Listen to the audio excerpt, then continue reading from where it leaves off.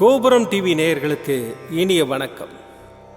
இன்று பிறந்தநாள் காணும் மற்றும் மணநாள் காணும் அத்துணை சகோதர சகோதரிகளுக்கும் எங்களது இனிய வாழ்த்துக்கள். பாபாவின் ஆசிகளோடு பல்லாண்டு காலம் நீங்கள் எல்லா வளங்களும் செல்வங்களும் பெற்று நலமுடன் வாழ வாழ்த்துகிறோம். பாபா அழைக்கிறார். அவரின் பொன்மொழிகளை கேட்பதற்காக, நம் பிரச்சனைகளை தீர்த்து வைக்கும் அற்புதமான கூட்டு பிரார்த்தனை செய்வதற்காக, மேலும் மனம் ஒருநிலைப்படவும் மனம் அமைதி பெறவும் அற்புதமான தியானம் செய்யவும் பாபா அழைக்கிறார். பாபா நம் கரங்களை பிடித்து அழைத்துச் சென்று அற்புதம் நிகழ்த்தவிருக்கிறார். வாருங்கள், பாபாவின் பொன்மொழிகளை தரிசனம் செய்வோம். அன்பு குழந்தையே, நான் உன்னை தேடி வந்திருக்கிறேன். உன்னை பார்த்து கொண்டுதான் இருக்கிறேன். நடப்பதையும் நடக்கப் போவதையும் நான் அறிந்திருக்கின்றேன். எத்தனை துயரங்கள், எத்தனை மாற்றங்கள், நடந்தவை அனைத்திற்கும் கணக்கு வைத்திருக்கிறேன். இவைகள் அனைத்தும் மாறப்போகிறது.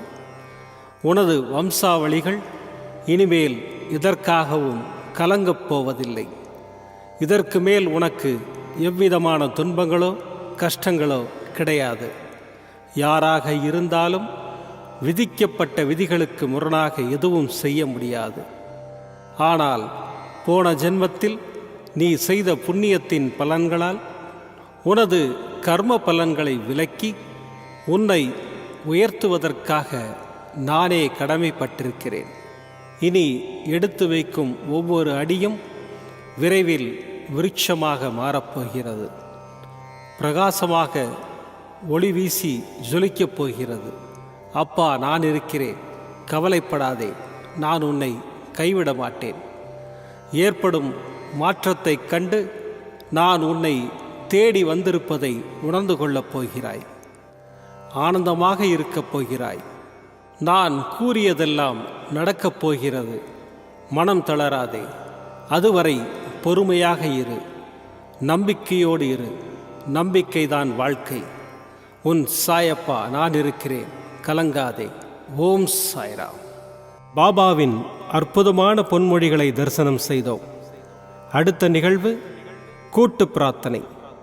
நம் மனநலன் சார்ந்த பிரச்சனைகளுக்காகவும், உடல் நலன் சார்ந்த பிரச்சனைகளுக்காகவும் மற்றும் நம் அனைத்து விதமான பிரச்சனைகளுக்காகவும் சாய்நாதரிடம் கூட்டு பிரார்த்தனை செய்வோம். வாருங்கள், இந்த அற்புதமான கூட்டு பிரார்த்தனையை செய்வோம். பிரார்த்தனாஷ்டகம். 8 பிரார்த்தனைகள்.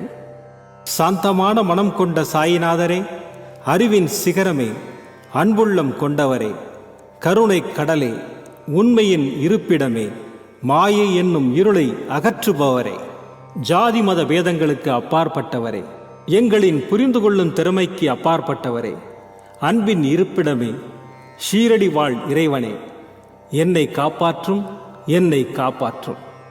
ஞான சூரியனே, ஞானத்தை வழங்குபவரே, பக்தர்களின் மனங்களில் உலவிடும் பரமஹம்சரே, அனைத்து நன்மைகளுக்கும் காரணமானவரே, தங்களை சரணடைந்தவரை காப்பவரே, படைக்கும் தொழில் புரியும் பிரம்மாவும் காக்கும் கடவுளான விஷ்ணுவும் நீங்களே.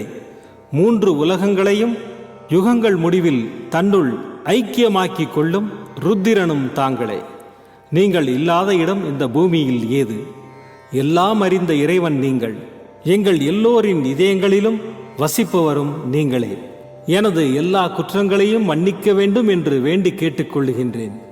அலை அலையாய் தொடர்ந்து வரும் சந்தேகங்களையும் மனமயக்கங்களையும் போக்குவீராக. நீங்கள் கோமாதா, நான் பிறந்த இளங்கன்று. நீங்கள் சந்திரன், நான் சந்திரகாந்த கல். தங்கள் பாதங்கள் கங்கை நதி. பணிவுடன் இந்த தாசன் உங்கள் பாதங்களில் தலை வணங்குகிறேன். உங்கள் கைகளை என் தலைமீது வைத்து ஆசை கூறுங்கள். என் கவலைகளும் துன்பங்களும் பறந்தோடட்டும். இந்த கணு தங்களின் தாசன். இந்த 8 துதிகளையும் கூறி நான் உங்களை சாஷ்டாங்கமாக நமஸ்கரிக்கின்றேன். எனது பாவங்கள், துன்பங்கள் மற்றும் ஏழ்மை நிலை இவை யாவும் உடனடியாக விலகி ஓடட்டும். ஓம் சாய்ராம், ஓம் சாய்ராம், ஓம் சாய்ராம். அற்புதமாக கூட்டு பிரார்த்தனை செய்தோம். பாபா நம்முடைய கோரிக்கையை ஏற்று நிச்சயமாக நமக்கு அற்புதங்களை செய்வார் என்பது சத்தியம்.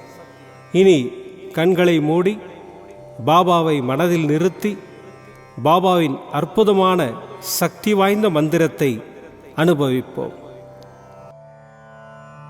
ஓம் நமோ பகவதே சாய்நாதாய அமிர்தவாக்ய வர்ஷாய சகலலோக பூஜிதாய சர்வதோஷ நிவாரணாய ஷிரடிவாசாய சாய்நாதாய தே நமः. ஓம் நமோ பகவதே சாய்நாதாய அமிர்தவாக்ய வர்ஷாய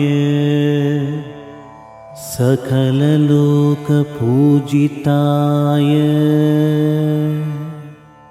சர்வதோஷ நிவாரணாய ஷிரடிவாசாய சாய்நாதாய தே நமः. ஓம் நமோ பகவதே சாய்நாதாய அமிர்தவாக்ய வர்ஷாய சகலலோக பூஜிதாய சர்வதோஷ நிவாரணாய ஷிரடிவாசாய சாய்நாதாய தே நமः. ஓம் நமோ பகவதே சாய்நாதாய அமிர்தவாக்ய வர்ஷாய சகலலோக பூஜிதாய சர்வதோஷ நிவாரணாய ஷிரடிவாசாய சாய்நாதாய தே நமः. ஓம் நமோ பகவதே சாய்நாதாய அமிர்தவாக்ய வர்ஷாய சகலலோக பூஜிதாய சர்வதோஷ நிவாரணாய ஷிரடிவாசாய சாய்நாதாய தே நமः. ஓம் நமோ பகவதே சாய்நாதாய அமிர்தவாக்ய வர்ஷாய சகலலோக பூஜிதாய சர்வதோஷ நிவாரணாய ஷிரடிவாசாய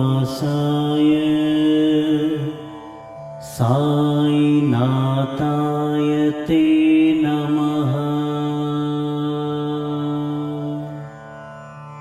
ஓம் நமோ பகவதே சாய்நாதாய அமிர்தவாக்ய வர்ஷாய சகலலோக பூஜிதாய सर्वदोषनिवारणाय शिरडिवासाय साईनाथाय ते नमः। ॐ नमो भगवते साईनाथाय अमृतवाक्यवर्षाय सकललोकपूजिताय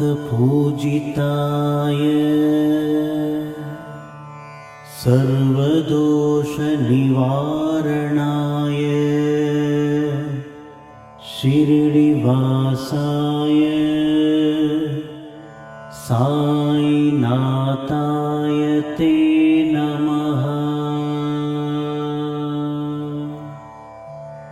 ॐ नमो भगवते साईनाथाय अमृतवाक्यवर्षाय सकललोकपूजिताय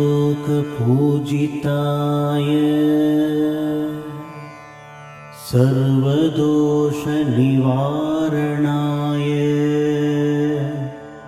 शिरडिवासाय साईनाथाय ते नमः। ॐ नमो भगवते साईनाथाय अमृतवाक्यवर्षाय सकललोकपूजिताय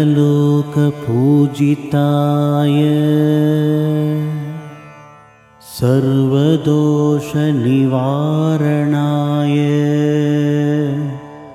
शिरडिवासाय साईनाथाय ते नमः। ॐ नमो भगवते साईनाथाय अमृतवाक्यवर्षाय सकललोकपूजिताय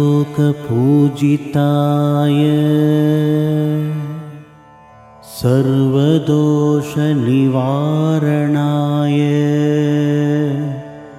शिरडिवासाय साईनाथाय ते नमः। ॐ नमो भगवते साईनाथाय अमृतवाक्यवर्षाय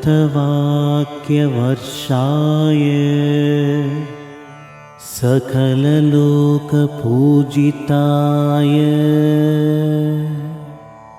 सर्वदोषनिवारणाय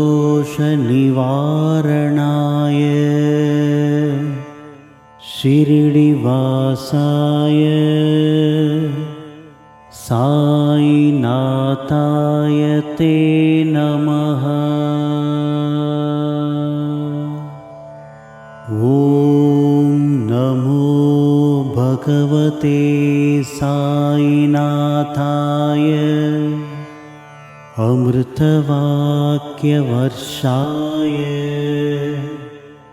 सकललोकपूजिताय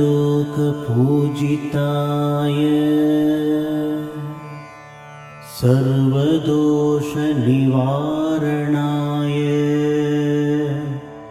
शिरडिवासाय साईनाथाय ते नमः।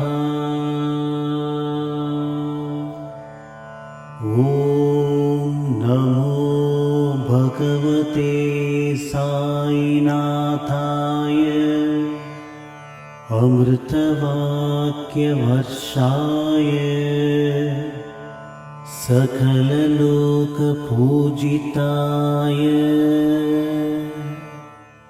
सर्वदोषनिवारणाय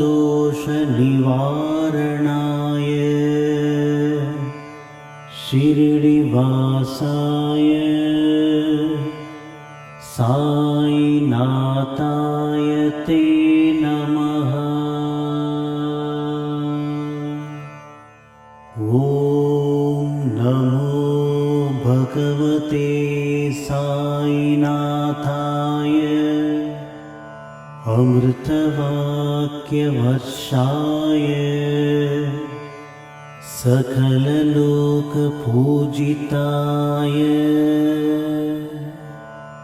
सर्वदोषनिवारणाय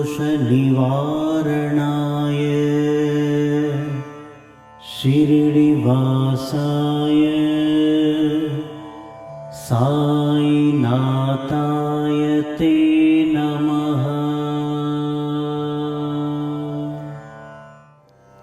மீண்டும் நாளை காலை இந்த அற்புதமான பாபா அழைக்கிறார் நிகழ்ச்சியில் சந்திப்போம். நன்றி, வணக்கம். விதம் விதமான பக்தி நிகழ்ச்சிகளை உங்களுக்காக தந்து கொண்டிருக்கிறது உங்கள் கோபுரம் டிவி. உங்களுக்கு பிடித்த நிகழ்ச்சிகளை லைக் செய்யுங்கள், உங்களுக்கு பிடித்த மாணவர்களுக்கு ஷேர் செய்யுங்கள். மேலும் சப்ஸ்கிரைப் செய்வதோடு மட்டுமல்லாது அருகில் இருக்கும் பெல் பட்டனை கிளிக் செய்து கோபுரம் டிவி நிகழ்ச்சிகளை உடனுக்குடன் தெரிந்து கொள்ளுங்கள். மற்றும் ஒரு மகிழ்ச்சியான செய்தி, கோபுரம் டிவி ஆப்பை கூகுள் பிளே ஸ்டோரில் ஃப்ரீ டவுன்லோட் செய்து கோபுரம் டிவி நிகழ்ச்சிகளை தொடர்ந்து கண்டுகளியுங்கள், பாருங்கள், ரசியுங்கள், பரவசமடையுங்கள். gopuramtv.com பக்தி பக்திமயம்.